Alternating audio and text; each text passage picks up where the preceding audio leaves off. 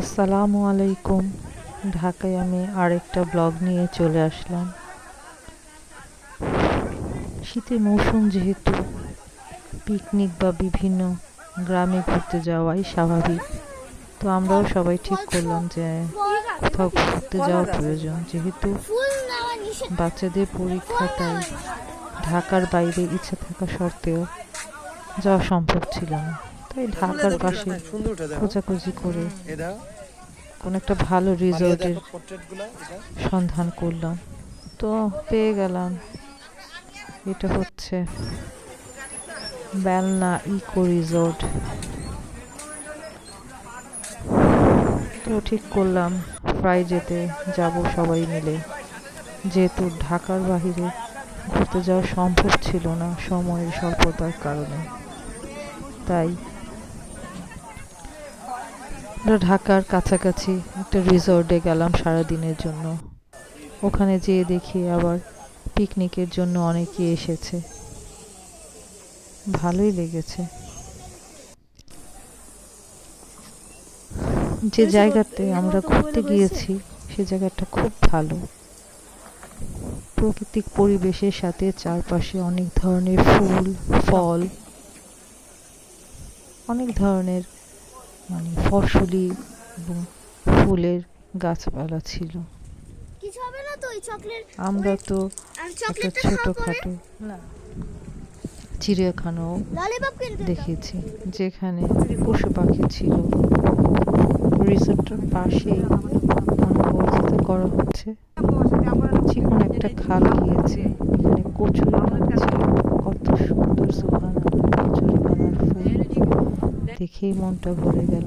কচুরি পানার ফুল আসলে তেমন ভালো মতো দেখা চোখ জুড়িয়ে গেল। কচুরি পানার ফুলও কত সুন্দর হয়।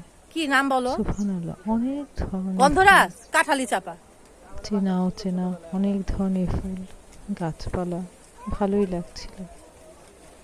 সকালে মিষ্টি রৌদ্র, হাঁটাহাঁটি করছিলাম, নাস্তা করে ফেলেছিলাম, আর হেঁটে হেঁটে পুরো রিসর্টটা দেখছি। যেখানে চোখ যায় ভালো লাগা আর ভালো লাগা। পাতাবাহার ফুল,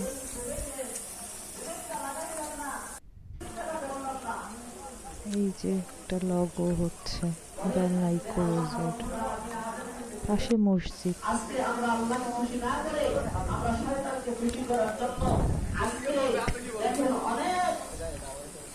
ছোট্ট একটা দিঘির মতো, দেখতে ভালো লাগে। অনেকে আবার বোটিং করছে। হেঁটে হেঁটে দিঘি চারপাশে গেলাম, পাশে মসজিদ। যেহেতু জুমার দিন ছিল, নামাজ হচ্ছিল। ওই যে দেখা যাচ্ছে মিনি চিড়িয়াখানা, অনেক ধরনের পাখি আছে। এই যে রিসোর্টের পাশে ওদের অফিস।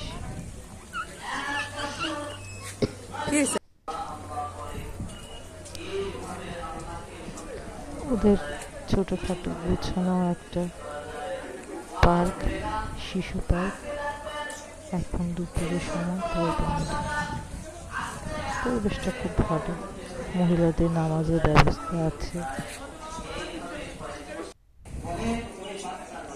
এই যে চিড়িয়াখানা, মিনি চিড়িয়াখানা। এদের নাকি ভেতরে গরু পালন করা হয়। আমরা অবশ্য বিকালের দিকে গিয়েছিলাম গরুর দুধ আনার জন্য, কিন্তু আরো দেরি হবে। এই যে একটা সাঁকোর মতো কাঠের তৈরি খেলার মাঠ।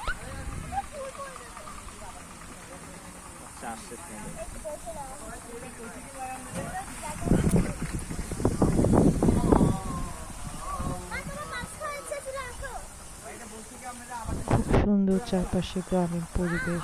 সারাটা দিন পরিবার পরিজনকে নিয়ে কাটানোর মতো উপযুক্ত একটা রিসোর্ট, ভালোই লাগবে।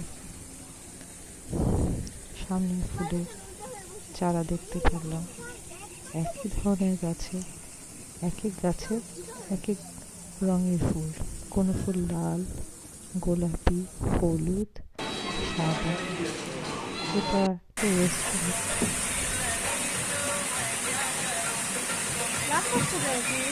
ভেঙে যাবে।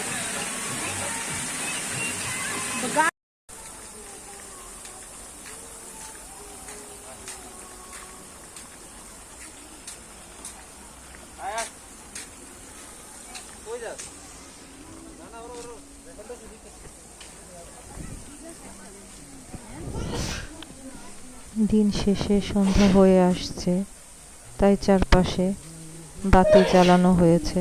বাতি জ্বালানোর পরিবেশটা সুন্দরী, হয়তো বা রাতের আলোতে আরো সুন্দর লাগে, কিন্তু রাত বা আমার রাতে সন্ধ্যা যেতে হওয়ার এই আগে সময়টাই আমরা ভালো লাগে বেশি। ওখান থেকে বেরিয়ে চলে এসেছি, কারণ আমাদেরও অনেক দূরে যেতে হবে। তাও এই সময়টাও ভালো লাগছে, লাইটিং চারিপাশে। হালকা গোধূলি সময়, সন্ধ্যা হয়ে আসছে। এখন বাড়ি ফেরার সময়, বাড়ি ফেরার পালা। সবাই আমরা বাড়ির উদ্দেশ্যে রওনা দিলাম। ভালো থাকবেন।